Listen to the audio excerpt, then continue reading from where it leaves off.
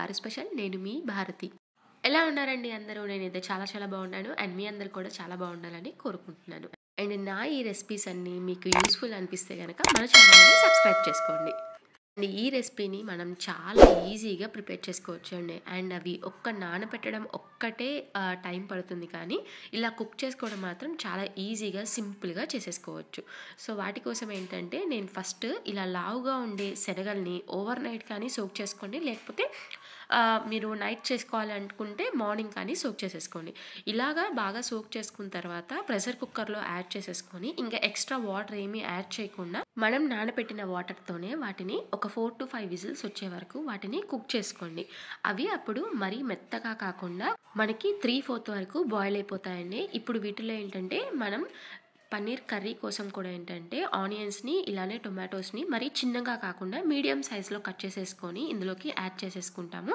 ఇప్పుడు ఇందులోనే కొంచెం పసుపు అండ్ అలానే దాంతోపాటు సరిపడా కారం అండి, మనం తినగలిగే అంత కారాన్ని ఇందులోకి యాడ్ చేసేసుకొని సరిపడా ఉప్పును కూడా యాడ్ చేసేసుకోవాలండి. అండ్ సాల్ట్ని కూడా యాడ్ చేసేసుకున్న తర్వాత ఇప్పుడు ఇందులోకి కొంచెం జీరా పౌడర్ అండ్ అలానే కొంచెం ధనియాలని కచ్చపచ్చగా దంచేసేసి వేసుకోండి, లేకపోతే ధనియా పౌడర్ అయినా కూడా యాడ్ చేసేసుకోవచ్చు. అండ్ అలానే కొంచెం గరం మసాలా, ఇవన్నీ యాడ్ చేసిన తర్వాత కొంచెం అల్లం వెల్లుల్లి పేస్ట్ని యాడ్ చేసేసుకోండి. ఒక 1/2 టీ స్పూన్ అయితే సరిపోతుంది.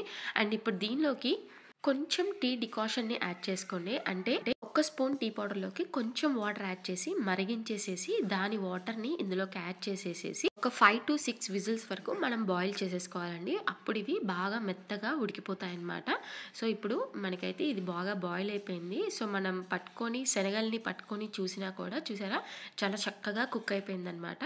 సో ఇప్పుడు మనం దీన్ని లైట్గా స్మాష్ చేసేసుకుందామండి. ఎందుకంటే మనం రైస్లో కాకుండా చపాతీలోకి తీసుకుంటున్నాం కాబట్టి మరీ శనగలుగా ఉంటే కొంచెం తినడానికి హెవీగా అనిపిస్తుంది, కాబట్టి లైట్గా స్మాష్ చేసేసుకొని ఇందులోకి నేను పన్నీర్ క్యూబ్స్ని యాడ్ చేసేసుకుంటున్నాను అండి. సో పన్నీర్ క్యూబ్స్ని యాడ్ చేసేసుకున్న తర్వాత మీరు దీన్ని బాగా కంబైన్ చేసేసుకొని ఈ వాటర్ అన్నీ కూడా మెల్ట్ అయ్యే వరకు మనం కుక్ చేసుకోవాలండి. సో ఇదైతే కుక్ అయిపోతూ ఉంటుంది. అండ్ లాస్ట్ నేను వీకెండ్ వ్లాగ్ తీసిన దానిలో నేను మీకు ఈ చపాతీ పిండిని ఎలా ప్రిపేర్ చేసుకోవాలో చెప్పాను కదండి. పాలకూరని బాయిల్ చేసేసి అది పేస్ట్ లాగా చేసేసి ఓన్లీ ఆ పేస్ట్తో మాత్రమే నేను ఈ పిండిని కలుపుకొని ఒక 1/2 అవర్ పాటు సోక్ చేసుకొని ఉంచుకున్నానండి.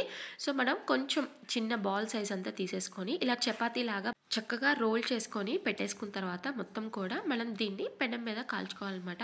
మీరు ఇలాగా 1/2 అవర్ పాటు సోక్ చేసుకొని ఉంచుకుంటే ఏదైనా ఇలాగా లీఫీ వెజిటేబుల్స్ కలిపినప్పుడు మనకి చపాతీలు బాగా సాఫ్ట్గా అండ్ అలానే చక్కగా పొంగుతూ కూడా వస్తాయండి. అండ్ నాకైతే బాగా నీట్గా సాఫ్ట్గా కూడా వచ్చాయన్నమాట.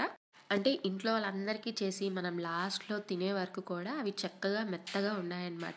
సో చూసారా, ఇవైతే చక్కగా పొంగుతూ ఎలా వచ్చాయో. అండ్ వితౌట్ ఆయిలే తీసేసుకుంటామండి నైట్ టైం మాత్రం. అండ్ ఎప్పుడు చపాతీ చేసినా మోస్ట్లీ వితౌట్ ఆయిలే తీసేసుకుంటాం అనమాట. సో ఇప్పుడు మనం పన్నీర్ యాడ్ చేసుకున్న తర్వాత అందులో వాటర్ కూడా బాయిల్ అయిపోయాయి కదండి. సో మనకి చోలే పన్నీర్ కర్రీ కూడా రెడీ అయిపోయింది. చూసారు కదండి, చాలా సింపుల్గా అండ్ అలానే హెల్దీ పాలక్ చపాతీతో పాటు చోలే పన్నీర్ కర్రీ కూడా ఎలా ప్రిపేర్ చేసుకోవాలో మీరు మీ ఇంట్లో ట్రై చేసి రెసిపీ ఎలా అనిపించిందో కామెంట్ సెక్షన్లో తప్పకుండా కామెంట్ చేయండి. అండ్ నేను చేసిన ప్రాసెస్ కనుక మీకు నచ్చినట్లయితే ఖచ్చితంగా ఒక లైక్ చేసి మీ ఫ్రెండ్స్ అండ్ రిలేటివ్స్ కూడా తప్పకుండా షేర్ చేయండి. Thank you for watching. Signing off మీ భారతి.